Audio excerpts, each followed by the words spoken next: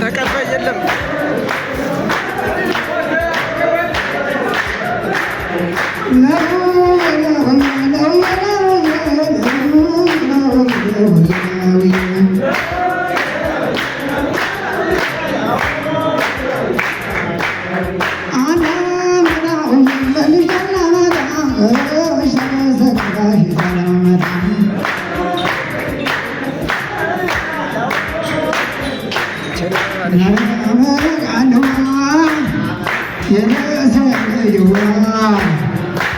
በተለይ በሁለቱ ውሃዎች በቀይ ባህርና በአባይ ወንዝ ሰበብ የውስጥ ባንዳዎች ማለትም የአማራና የኦሮሞ ሸሪዎች በተጨማሪ በህወሓት የሚመራው ቲፒኤልኤፍ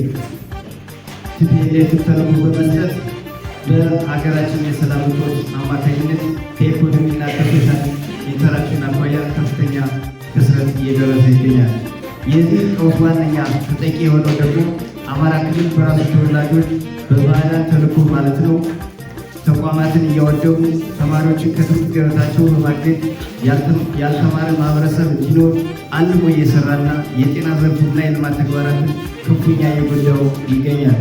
የአማራ ክልል በተለይ የጎጃም በባሰ ደግሞ የምዕራብ ጎጃም አምራች ኃይሉ ወደ ጦርነት በማገድ ላይ ይገኛል። ይህ እንዳለ ሆኖ ያልተገባ መስዋዕትነት ወጣቱ እየከፈለ ይገኛል።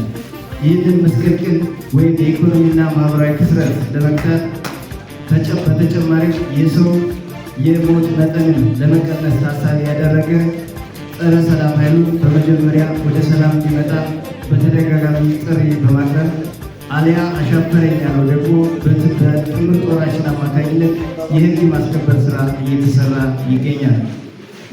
ይህንን ለማጠናከርና ዘላቂ ሰላም ለማስፈን ያመች ዘንድ በየአካባቢው የአካባቢ ሚሊሻ በማደራጀት ላይ እንገኛለን።